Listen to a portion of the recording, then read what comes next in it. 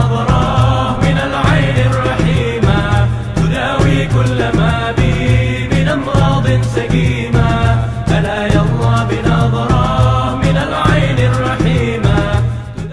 Assalamualaikum warahmatullahi wabarakatuh. Bismillah walhamdulillah Tsumma salatu wassalamu ala Sayyidina Muhammad ibn Abdillah wa alihi wa sahbihi wa man wala wala hawla wala quwata illa billah. Rabbi syrah li sadri wa yassir li amri wahlul 'uqdatan min lisani yafqahu qawli wahdi qalbi wa saddid lisani. Para pemirsa yang dirahmati oleh Allah Subhanahu wa Ta'ala, terlebih dahulu marilah kita bersama memanjatkan puji dan syukur kehadirat Allah yang pada saat ini kita ditakdirkan masih bisa menghirup hawa segar karena kita masih diberi umur oleh Allah Subhanahu wa Ta'ala. Di samping itu kita masih diberi kesehatan sehingga kita mampu beraktivitas sebagai manusia, menjalankan kewajiban dan menjalankan tugas kita. Kita kembali berbicara tentang masalah manusia yang diciptakan oleh Allah mengemban amanah di permukaan bumi ini. Maka sebagai manusia harus tahu apa tujuan dari hidupnya agar kehidupannya mendatangkan manfaat, agar hidupnya memberikan makna yang mendatangkan kebahagiaan baginya dunia dan akhiratnya. Sebenarnya apa yang menjadi tujuan hidup manusia sudah kita ikrarkan. Paling sedikit setiap sehari semalam kita ikrarkan, kita baca 5 kali, yaitu kita membaca di dalam salat kita, inna salati wa nusuki wa mahyaya wa mamati lillahi rabbil alamin. Sesungguhnya ibadahku, salatku, hidupku dan matiku adalah untuk Allah Subhanahu wa Ta'ala. Jadi di sini jelas bahwa tujuan hidup manusia yang sebenarnya tidak ada lain kecuali mengharapkan ridho dari Allah Subhanahu wa Ta'ala. Yang kedua, selain kita harus memahami tujuan dari hidup kita, maka kita harus tahu apa tugas hidup kita. Sebab manusia tidak sekedar dihidupkan oleh Allah, tapi dia mempunyai tugas tertentu yang tidak ditugaskan oleh Allah kepada makhluknya yang lain. Sudah sering kita dengar bahwa manusia diciptakan oleh Allah adalah untuk agar ia mengabdi dan berbakti kepada Allah Subhanahu wa Ta'ala. Dan di dalam salat, setiap kita salat kita membaca sedikitnya 17 kali. Dalam sehari semalam kita membaca iyyaka na'budu wa iyyaka nasta'in. Kepadamu ya Allah kami menyembah dan kepadamu kami memohon pertolongan. Di samping itu kita juga membaca ihdinas siratal mustaqim. Ya Allah, berilah kami petunjuk ke jalan yang lurus. Jadi tugas hidup manusia adalah beribadah kepada Allah Subhanahu wa Ta'ala. Apapun yang ia lakukan di dalam adat kebiasaan setiap hari, kalau kita kaitkan dengan apa yang ditugaskan oleh Allah, kita diperintah untuk mengabdi dan berbakti kepada Allah, maka apapun yang kita lakukan menjadi ibadah kepada Allah Subhanahu wa Ta'ala. Para pemirsa yang dirahmati oleh Allah, selanjutnya yang ketiga, kita sebagai manusia harus tahu apa peranan hidup manusia di dunia ini. Sebab Allah banyak menciptakan makhluk-makhluknya, tapi manusia yang diistimewakan ini, apa peranannya?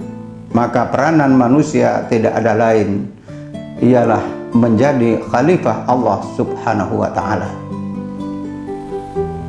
Sebagaimana Allah berfirman di dalam Al-Quran, inni ja'ilun fil ardi khalifah. Allah menjadikan manusia di permukaan bumi ini sebagai khalifah. Oleh karena itu, setiap manusia selain ia harus mengabdi dan berbakti kepada Allah, selain ia harus mengharapkan ridho Allah dari segala apa yang ia lakukan, baik ibadah maupun muamalahnya, hanya mengharap ridho Allah, maka hendaknya dia mampu menampilkan lakon kehidupan yang baik, sebagaimana sabda Rasulullah sallallahu alaihi wasallam, khairun nas man tala umruhu wa hasuna amaluhu wa syarrun nas man tala umruhu wa sa'a amaluhu. Sebaik-baik manusia adalah manusia yang diberi umur panjang oleh Allah dan amal kelakuannya baik. Umurnya panjang, amal kelakuannya baik. Baik itu di dalam masalah ibadah maupun di dalam masalah pergaulan hidup. Dan sejelek-jelek manusia ialah orang yang diberi panjang umur oleh Allah, tapi tingkah laku amal perbuatannya tidak baik. Dan manusia sebagai khalifah Allah, hendaknya ia mampu memberikan manfaat terhadap dirinya sendiri, juga terhadap orang lain.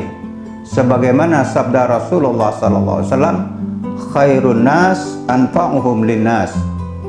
Sebaik-baik manusia yang mampu memberikan manfaat kepada orang lain.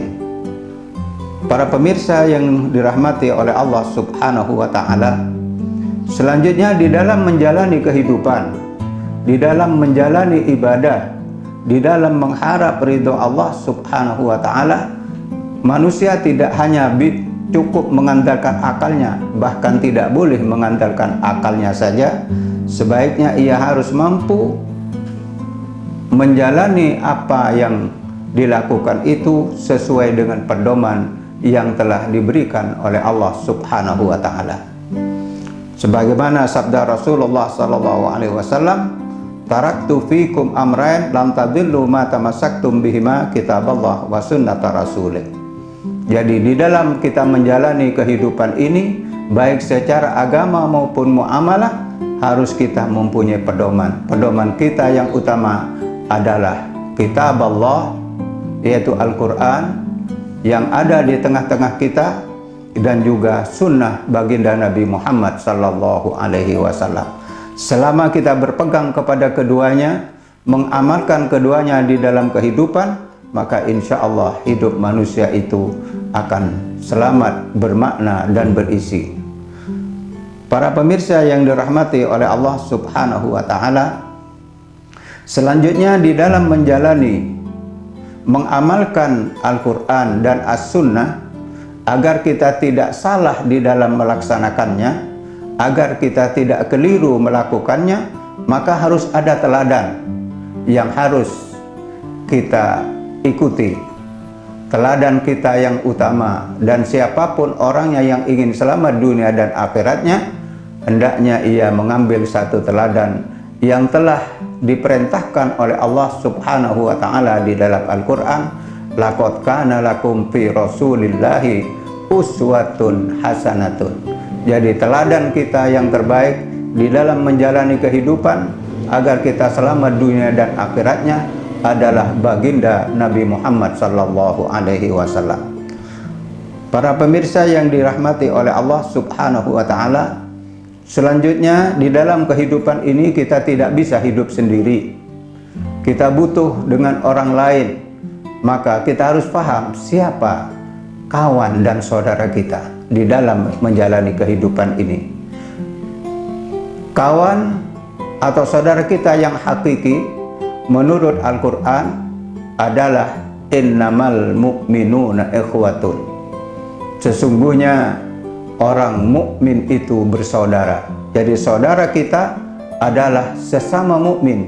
Itulah saudara kita yang hakiki dunia dan akhirat. Para pemirsa yang dirahmati oleh Allah Subhanahu wa Ta'ala, oleh karena di dalam hidup itu kita harus mampu menjalin hubungan yang baik dengan sesama, apalagi dengan sesama mukmin.